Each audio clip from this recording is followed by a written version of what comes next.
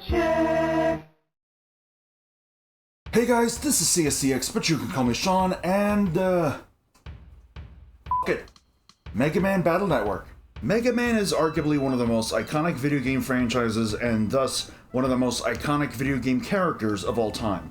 Which makes it all the more baffling that we only got one actual new Mega Man game that isn't a gacha game with an offline version in the past 13 years. And when I say 13 years, I mean in the 13 years since Capcom canceled all Mega Man projects right after Keiji Inafune left Capcom in 2011. I am still not over that tone-deaf "f*** you" tweet they did. Well, at least we're getting nice compilations with some neat enhancements.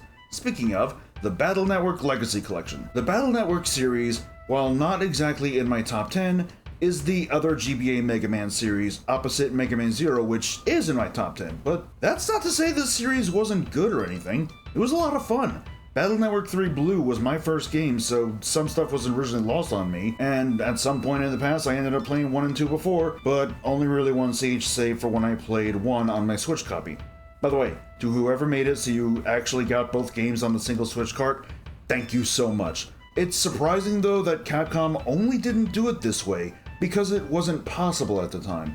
And upon googling the release date for the Legacy Collection on the Switch, the first one that is, and the physical Guacamelee 1-2 Punch Collection, it checks out. Didn't the Borderlands Collection come out in 2019? Man, now I'm sad about all the limited run games physical copies I had to sell as of late. I mean, granted, some of them I got with stuff like this cool art book and this Genesis style clamshell that I really freaking adore, but like... Oh, and I still got the steelbook, that's neat. But it's just not the same without the actual physical copies. Blaze is freaking gorgeous. By the way, this isn't a bit. This is actually like a word of advice, a warning, whatever you want to go with. Don't be reckless with your money like I stupidly was and am trying not to be as best as possible. So this game is a real-time tactical RPG. Wait. Real-time. Tactical. But I'm not big on strategy RPGs. I barely even got through Mario & Rabbids Kingdom Battle even though I've seen enough to get the sequel. Oh, but I do gotta get the Season Pass when possible now that I think about it. Yep, you heard it right. For years, I had no idea it was either of those, but thinking more about it, it makes sense. I always knew it was an RPG, that much is obvious.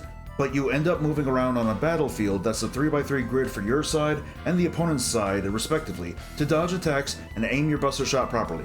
On top of that, you can pause the gameplay when the custom gauge above you is filled and then select chips, battle chips to be precise, which are more powerful than your buster, unless you chose to largely use Buster Max mode like I did. I'm not sorry, the game provides me with it, therefore it is not cheating, screw you. You get a random assortment of 5 chips to work with out of a 30 chip folder, and if you got a bad hand, you can go a bit without the chips by selecting the add button, which will net you 5 more chips. You can do this 2 times in a row at a time for a total of 15 chips, and these chips are largely the tactical part, not just the 3x3 grid. Planning ahead for chips as well as figuring out what chips to use puts the player on their toes and keeps them there. There's a lot of planning that can be put into this, especially since the chips are letter coded, so you can't just use all 5 unless they're the same chips. My biggest issue with this though is that you cannot run away from battles unless you happen to pull the escape chip. Yeah, that definitely screams first game syndrome, because why the hell would you not just put in a run option? The game was inspired by Pokemon. How the hell do you screw up the run option, which was literally in the very first game on inferior hardware as the Game Boy? Then there's the main characters. There's Lan Hikari, who's the son of a world-renowned scientist who's barely home, and he's as bright as a sack of hammers. This is an actual line mentioned by a strategy guide, by the way.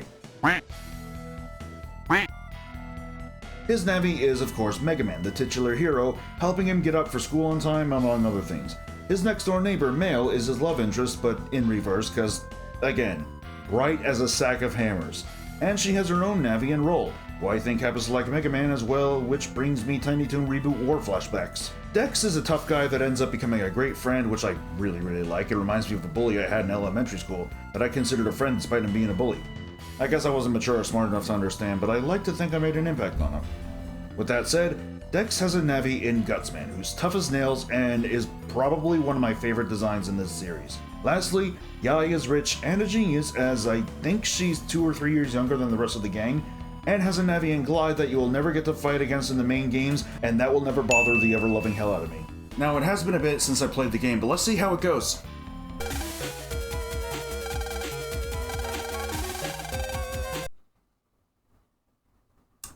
Oh! Ovens haven't set fire to. What about the next one? Oh, it's a brainwashing program to indoctrinate kids into doing crime, and not the good gay kind. Happy Pride, by the way. Okay, this is... wow, this is actually a lot darker than I remembered it being. But surely the next one wouldn't be something so bad such as... I don't know. People dying of thirst?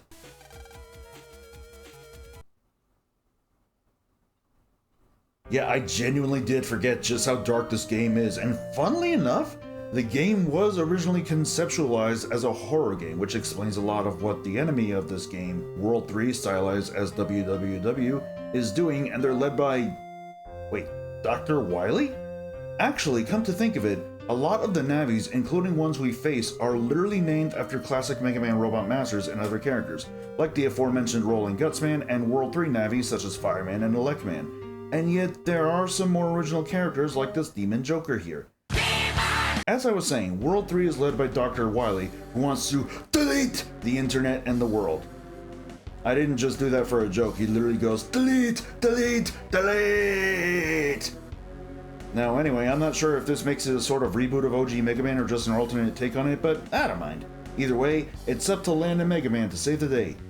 But Mega Man, what can we do?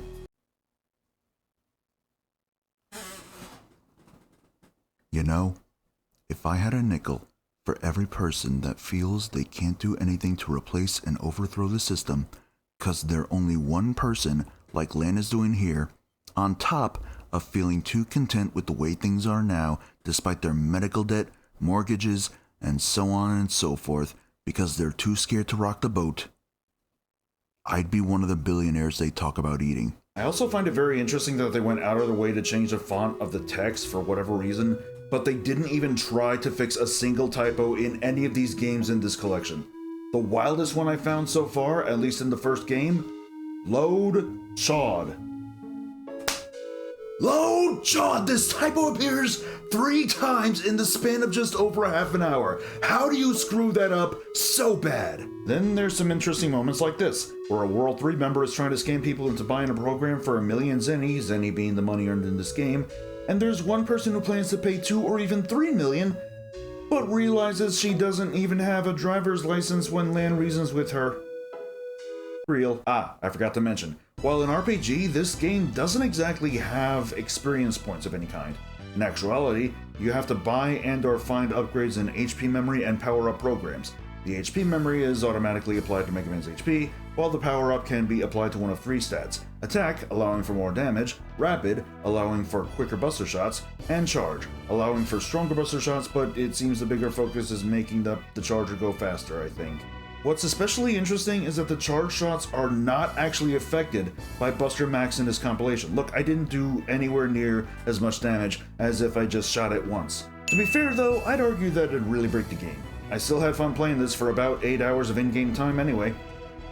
How the hell did I shave off 5 hours? Oh, right. Oh, by the way, remember that Load Chawed that I mentioned? Yeah, this sword wielder is Proto Man, actually, with his operator being Eugene Chawed, or just Chawed, because the name Eugene already has negative connotations to it. He's a dick. Well, more of an ego, but still a dick. So when setting ovens on fire, trying to indoctrinate kids in a way that would make Republicans swoon, blocking a train, kidnapping a kid to force someone to cut off everyone's water supply till they die of thirst, straight up murder people in automatic self-driving cars while attempting to murder people on a self-driving bus, how do they predict Tesla? And trying to get people to suffocate to death in a basement, the goal for World 3 was to collect 4 types of elemental programs to create a life virus, a virus that cannot be easily defeated due to an aura surrounding it. Wily also plans to put it in a rocket and launch it to delete the internet and the world. And in this endgame, we find out something pretty wild that's kinda hinted at us a few times prior. So it turns out that Lan had a twin brother named Hub. Lan and Hub, Jesus Christ. Who sadly died due to a weak heart. However, his death struck inspiration in Lan's father, you know, the aforementioned world-renowned scientist, in merging a Navi with human DNA. What the f? However, he didn't fully merge it due to the possible damage and pain that the operator would receive when the Navi takes damage. Of course, Mega Man is hurt badly enough that a program known as Hub.Bat is needed to help revive him, and it also makes Mega Man twice as strong as he otherwise is. Wily also reveals the reason he is doing all of this. Revenge against Lan's grandfather. Simply put, his idea for robots was passed over in favor of Dr. Hikari's idea for expanding the internet. Kinda like the backstory shown in Mega Man 11. You are too goddamn pet. After beating the life virus, everyone tries to escape except Wily, who stays behind to die. Yeah, okay, we got 11 games that suggest that's not happening. The day is saved, and the end credits show Mega Man being by Lan's bedside for some reason. I still do not understand that. So, and this is something that was the case with every game in the series, I don't really do the post-game. I don't know why I never bother with the post-game, because there's apparently quite a bit of extra content in these games for the post-game. But overall, maybe I'll do the post-game on my own time. However, there is one special bonus to it's a sort of completion reward is what I'm trying to say, that I wanted to talk about specifically here. So, for getting almost all the chips possible, then in the deepest part of the internet, you can get a random encounter with Bass, who I used to call Baz because I thought his helmet looked fish-like. As far as I know, there's no actual explanation for this. It's just a really neat completion reward of sorts. When beating him, you then hopefully get the final chip in the Life Aura chip, and you don't really get to use it. And it's nice to see this either way. Too bad that getting that chip isn't guaranteed though. On the plus side though, you get to fight Bass in random encounters as much as you want. I just think that's neat. You know, it's kind of funny. Despite the fact that this game has some elements of first game syndrome, it's actually really good. Like, I'd argue gameplay-wise, it has aged rather gracefully.